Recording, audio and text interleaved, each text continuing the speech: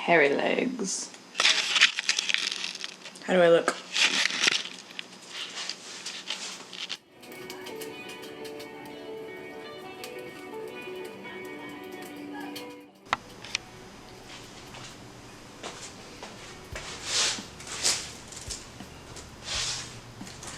All right, well, hello and welcome to So You Want Art, but You Don't Know How. I'm Shayna, as seen in Colors by Shayna, and we're going to be talking about all of the ways that you can start doing art in different art projects. Yeah.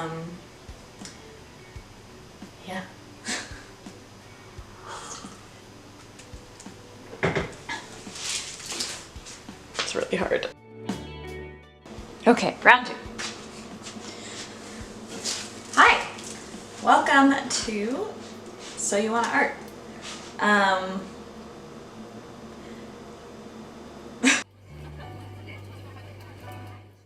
Okay, third time's the charm. Hopefully this is fourth time's the charm. This is really hard to do. All right, well, hello and welcome, friends. We are, ooh, how do I look? Not too great. Yes,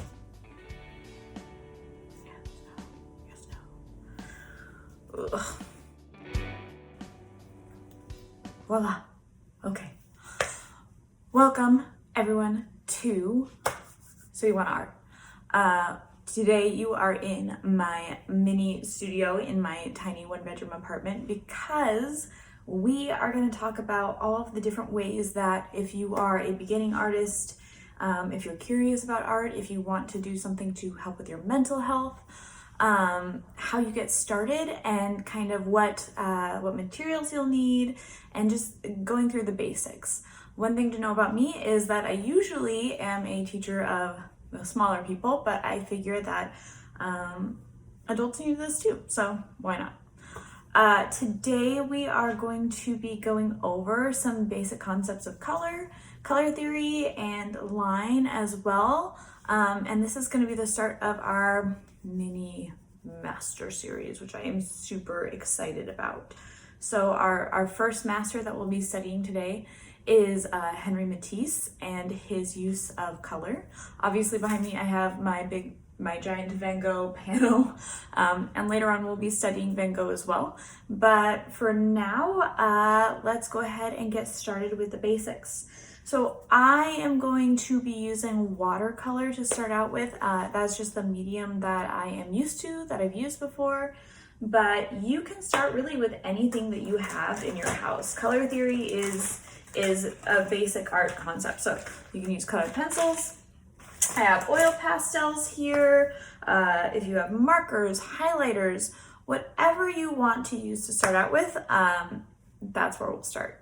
So for my purposes today, I'm going to be using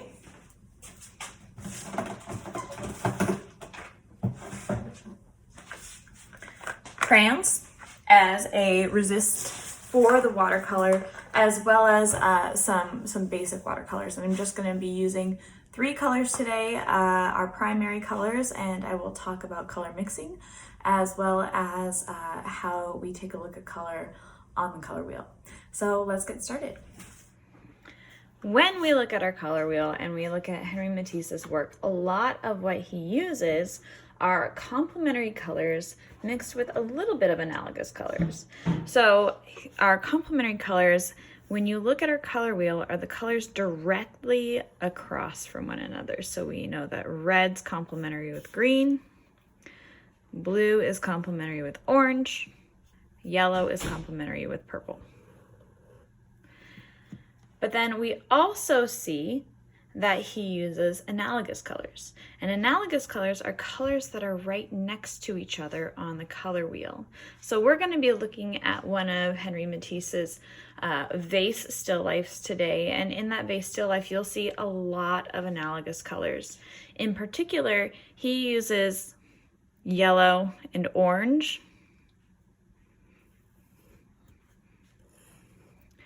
as well as his kind of blues and softer greens.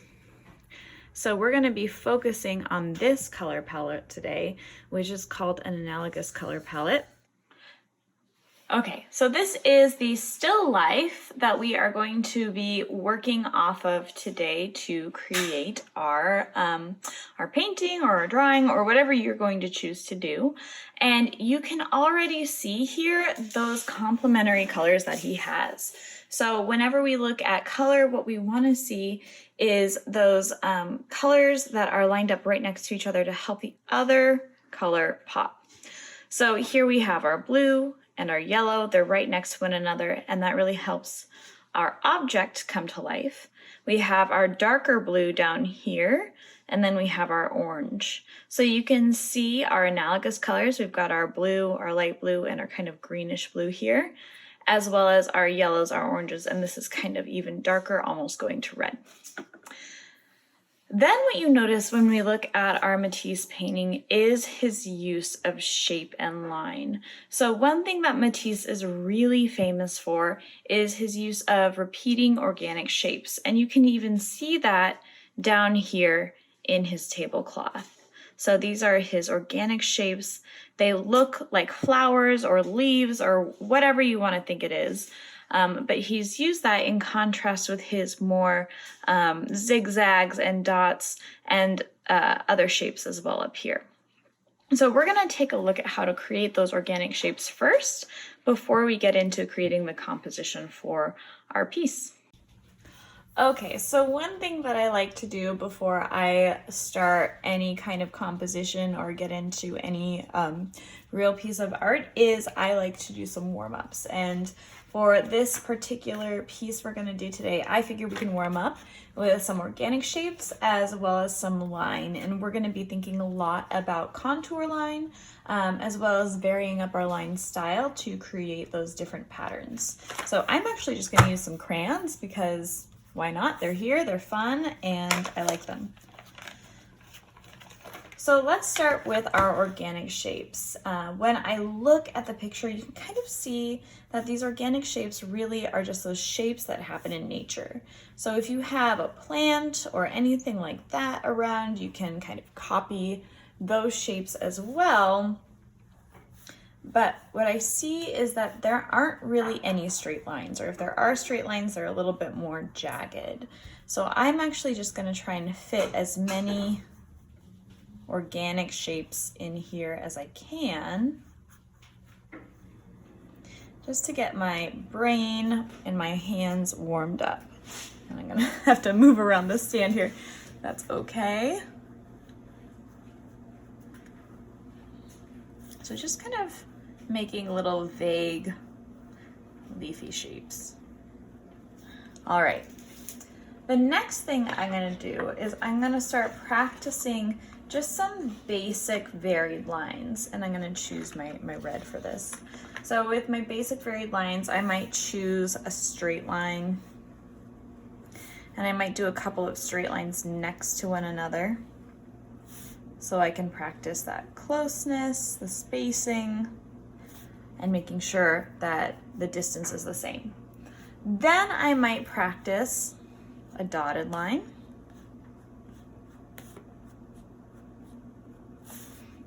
And you can kind of let it run into your shapes. This is just practice, so it doesn't really matter. And then I would also practice some zigzags and any other kind of line that you think is fun or your style. So here, I might even make it more like a little lightning bolt. Vary it up a little bit. So these warm-ups are really good for helping your brain and your hand to start to think about how you are going to compose this piece, as well as just it's really helpful and useful for you as an artist. The more you practice, the more you warm up, the better your art is going to be. All right, so we are actually going to take a look back at our Matisse, and unfortunately, I'm not signed into Pinterest, so this is just here. I apologize. But what we are looking at now is we are looking at the space that Matisse has used for our different objects. So one thing that I like to do is I like to kind of think of my palette or my paper as either sectioned off into quarters or just kind of divided into parts. So when you look here, you can actually use our vase as an object of measurement. So I can use this and I can say, okay, the vase is it takes up about half of the page. It's just placed in this central area here. And then our table here is about the same height as our vase. So we're gonna use that to help plan our composition. But again, it's always up to you, right? It's free time, it's free play. So if you want the vase to take up more space or less space, that's really your call. Personally, I think the vase is the most interesting part of this composition, so I'm actually gonna make my vase quite a bit bigger than this one. So we're gonna take a look at that next. So now we are taking a look at our canvas or our paper or whatever you're using. I am using just a Hansa kind of watercolor pad. I normally, if I was really ready and prepared for a more professional painting, I'd use my Arches watercolor paper, but for today's purposes, since we're just practicing, we can use this paper. The Hansa multimedia sketch pads are some of my favorite sketch pads to use if you ever go shop at Blick or any of your local art stores. Those are kind of the best ones for all intensive purposes. So we are gonna go ahead and start with getting our composition ready. So once again, I know that my vase takes up about half the page. And so what I can do is I can actually split my page in half and I can look at that size here. So when I look here, this is gonna be about the size of my vase. And I might make mine a little bit bigger because again, I think the vase is the most interesting part. So I'm gonna take this and I'm gonna say, oh, you know what? My hand is about the same size as that. And I'm just gonna place it right in the middle here. And that's where I'm gonna kind of lay out the foundation for my composition.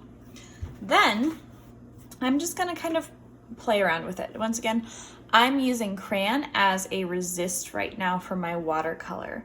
You can use a Sharpie, you can use a marker, you can use a pencil, whatever you have in your house that works for you. And here I'm just gonna kind of go across the top.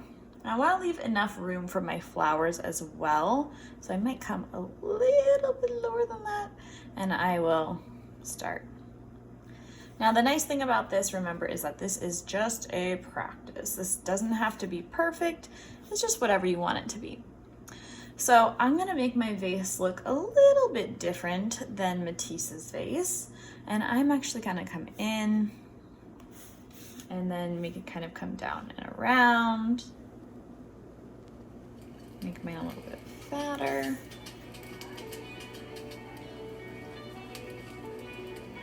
And there we go. So then I have the bottom of my vase. And then I'm gonna go ahead and do what Matisse did and just put that little stand for it. Now when I look back at my composition, I can see that he has two handles in his. You can choose to do one handle, you can choose to do two handles. It's really up to you, it's your composition. I'm gonna go ahead and just do one handle. Now again, those warm-ups come really in handy when you are doing a composition like this, especially if you're working with something more permanent like a crayon or a marker or a Sharpie where you can't erase. One important thing to note is that when you are drawing or when you are working on your composition, try and do it in one stroke. When you start to break it up into smaller strokes, that changes up the texture and it just makes it look more choppy. So then I'm gonna go in and once again, I'm gonna take a look at my reference over here and I notice that the table is just about as tall as the vase. So I'm gonna go take my measurement, I'm gonna go straight down, and here is where my table is gonna start. And their table is round, so I'm gonna give this a rounded corner. And then I'm gonna come over here and give that a rounded corner as well. Okay, once again, it doesn't have to be perfect. this is just a practice. And then down here, I can see that there's a couple of lines for where that tablecloth is. So maybe I'll just make some lines here for myself for now. Okay, then I'm gonna come in and I'm gonna start to create my patterns. Now remember, we know that Matisse uses his organic shape to create that repeating pattern. And I'm gonna kind of do the same thing. So I'll start, and I'm just gonna do whatever organic shapes come to mind. It doesn't have to be the same.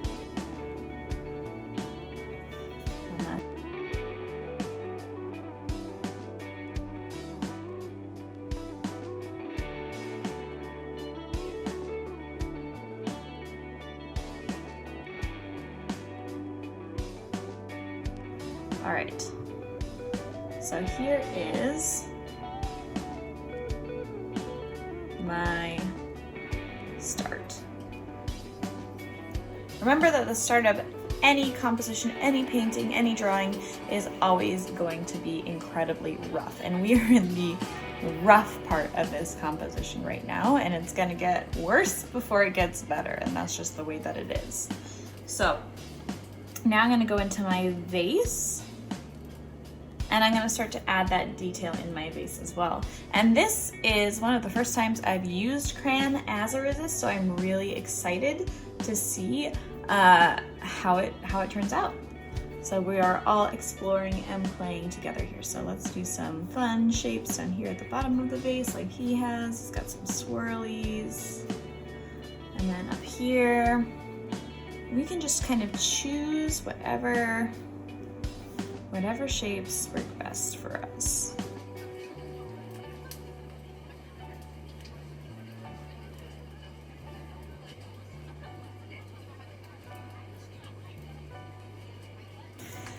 So that is my composition so far.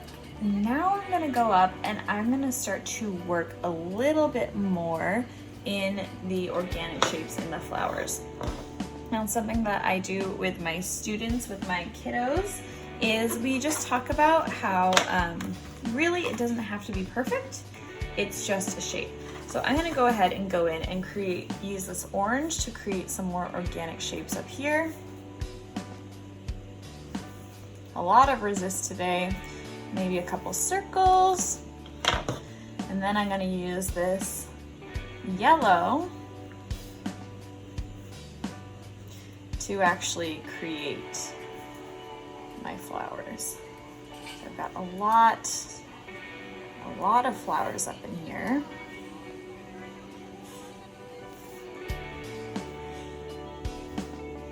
Okay, we'll do some more over here.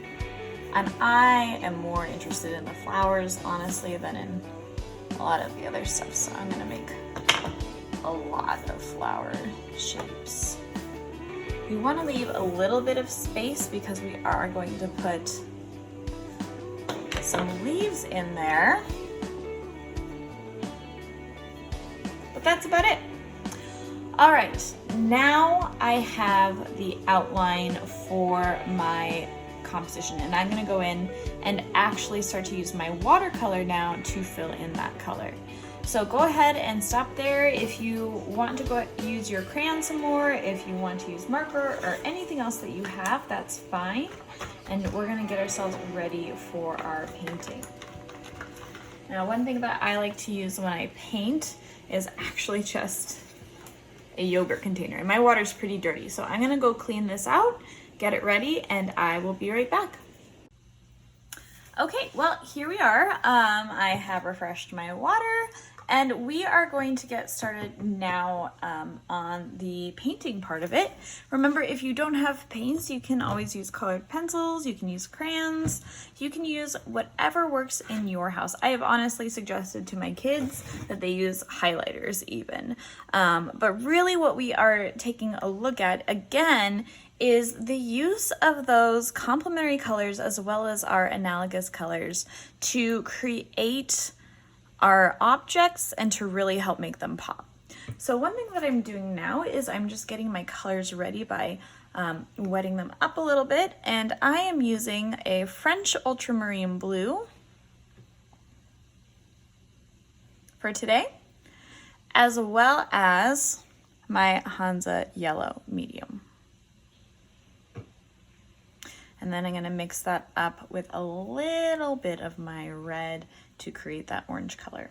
So I'm going to go ahead and start in with my blue, and I'm just going to use that to get the shape of my tablecloth ready. And so the nice thing about the Resist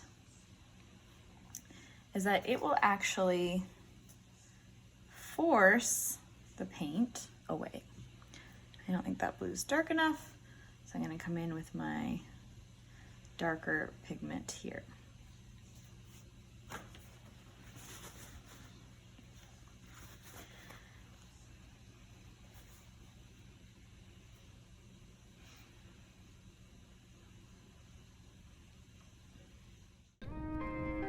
Stars flare up turbulent space, whipping out storms. The swift currents of the abyss overpower them.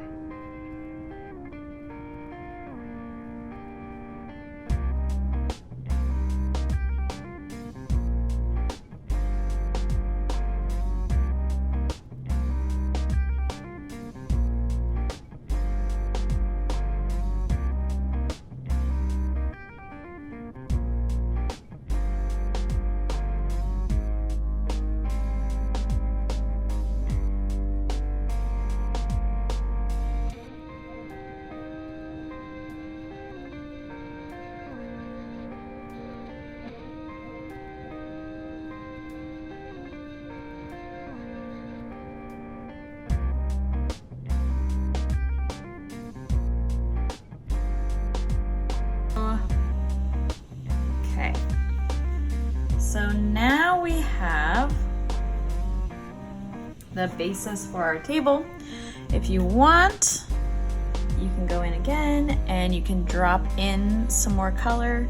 If you're using watercolor, you can just drop that dark blue right into it. If you're using crayon or marker, you can always go over it again to really add that depth.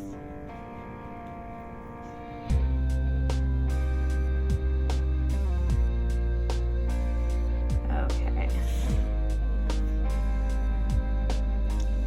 I love French Ultramarine blue. One nice thing about French Ultramarine blue is that it's very loose, which means it granulates a lot. And you can even kind of see that in here, how it starts to look like it's breaking up a little bit. And that's a very natural thing for this watercolor, which means that it's very easy to pick up. So if you don't like something somewhere, you can actually just use your paper towel and you can pick that up anywhere. And then because it's loose, you can pick up a lot of that color. Okay, so there is my table, and now I'm going to go ahead and I'm going to get into the vase, and I want to get my sample up here. So let's go ahead and look at that again. So now I can see in my vase here that there's kind of a mixture between the dark blue, that French Ultramarine blue, I think he's using a little bit of a darker blue than that, and then it's kind of almost like a purple here, so you can kind of see how it's actually a little bit more purpley mixed with that blue. And then he's got some of the lighter blue. So again, what we can do is we can use more water than pigment to create that lighter blue color.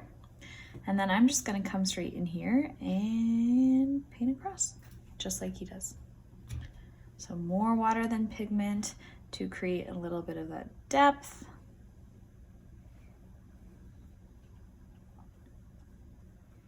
Going straight across, maybe I'll come up under here, add a little bit of something just to give it a little bit more. Okay, now while I let that dry, it's kind of my choice what I want to do. Do I want to go into the flowers or do I want to go into the background here? And I think that I want to get more of a sense for the flowers right now. So I'm gonna go in with my yellow and I'm gonna make that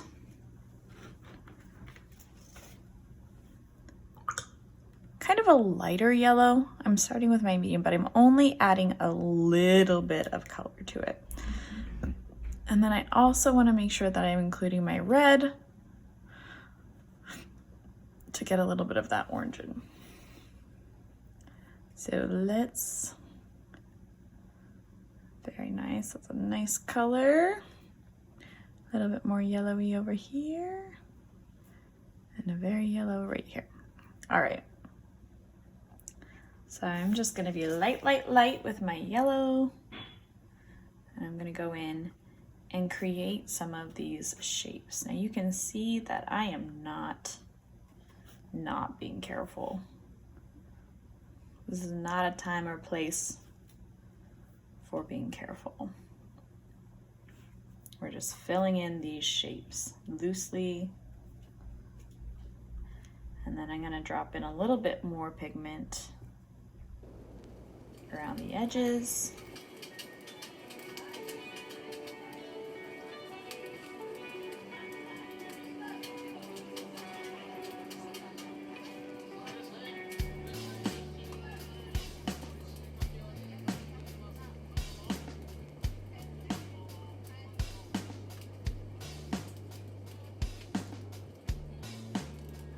Beautiful.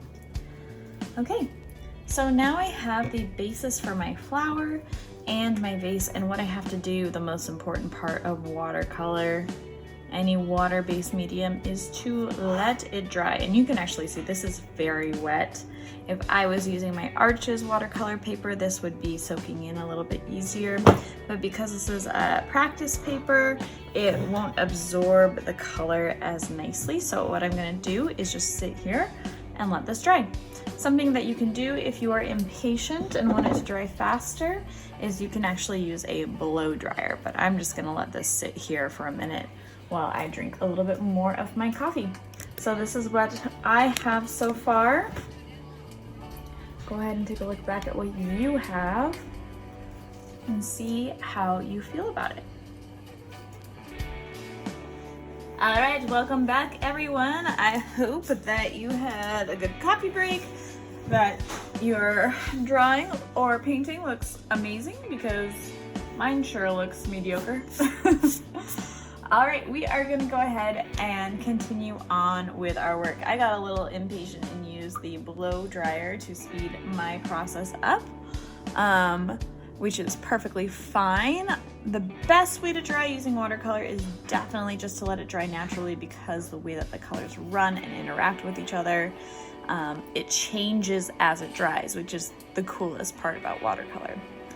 But we are gonna go ahead and start now with accentuating our vase. So I am actually going in with mostly pigment now, with my blue, my French Ultramarine blue.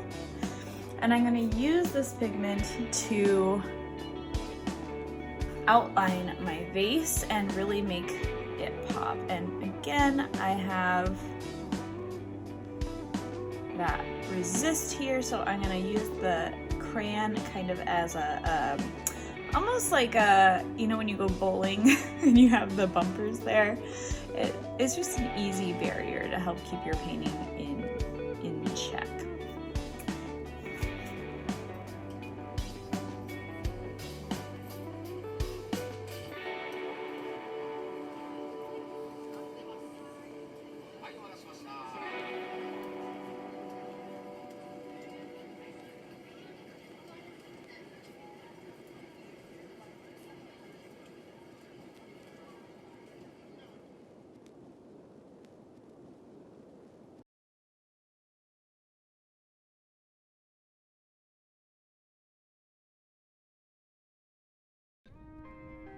Stars flare up turbulent space, whipping out storms. The swift currents of the abyss overpower them.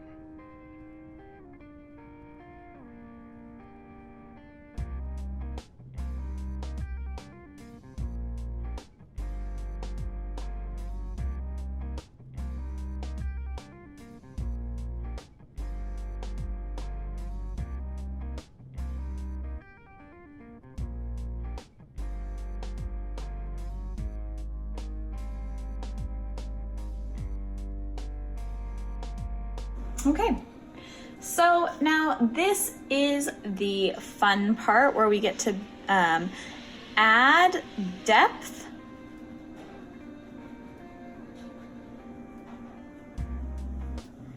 to our piece by adding in the layers of leaves, and then we're also going to add in our background color. So the best part about when we color mix is we can actually take our primary colors and we can mix them together to stay in that same color family to create our secondary colors. So I'm just gonna mix this yellow with my blue here to create my green, and I'm just gonna drag that blue over here. Now that's gonna seep into my blue, but I kind of want it to seep a little bit because I wanna have a good level of variety here with my green color. So I'm just gonna come in back into my painting, and I haven't drawn my leaves, but I'm gonna use just kind of some basic shapes here to create some leaves. So you can just kind of press down and lift up, and that will create kind of that leafy shape. But really, again, organic shapes all are very different. They're not all the same. So you can make your leafy shapes however you want. There is no end to sailors who will sail her, drawn by mysterious passion, craving endless appetite. Unknown regions await them even now in this endless sea.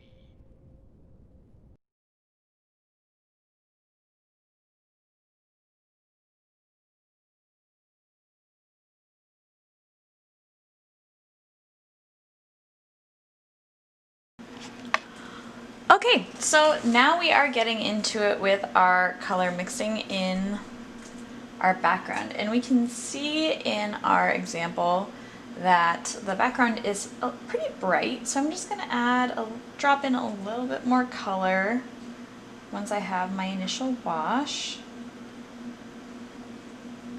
just to make sure that there's enough contrast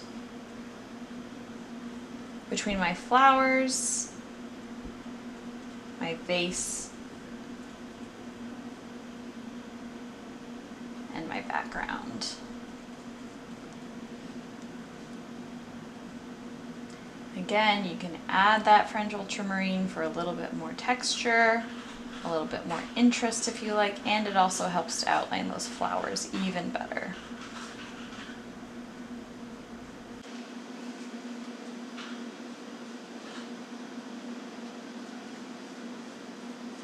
Okay, so now I have my colors mixed together, and I'm ready to go in and start highlighting my vase a little bit more. So when I highlight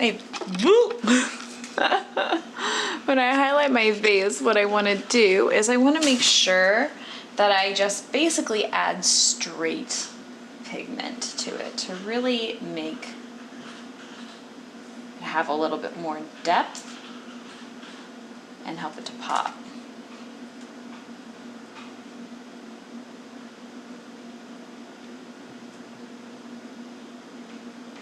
So I'm just going straight over what I did before.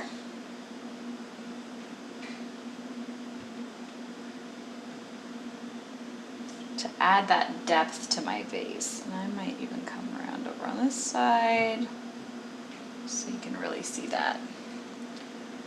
Okay.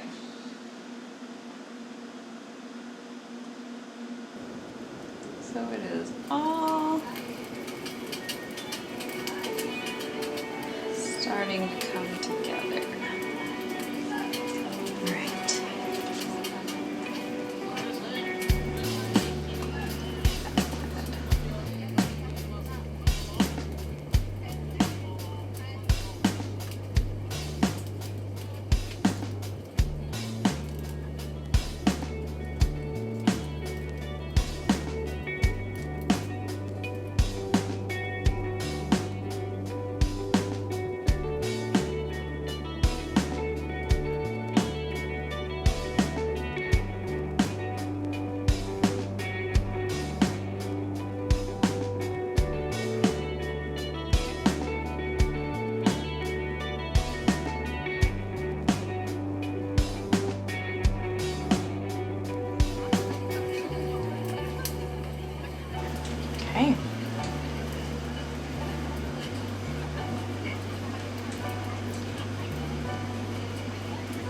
So I think that we might be at a good stopping point for today. We want to make sure that we let this dry and then go in and add in any more color if you want it to pop anymore. But for today, we have done our exploration in our Henry Matisse vase, and I feel pretty good about it. I think it looks pretty okay for a first time using those crayons to resist. And what I'm doing right now is I'm just going in and adding a little bit of red to my base to make it a little bit more purpley in some parts. Again, giving it a little bit more of a sense of depth. And you can do that as well. If you are using watercolor, you can mix that purple on your paper beforehand. If you're using crayon, you can just go over the top of it, just add in a little bit of shadow. Whatever feels right to you.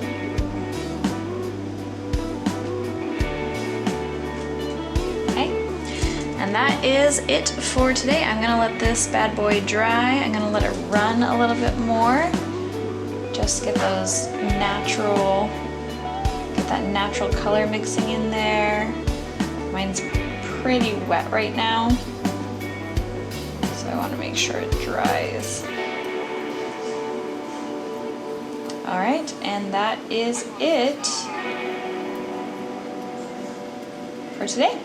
Thanks for joining us. I'm excited for next time. I'm still working on my YouTube skills, so any suggestions are helpful.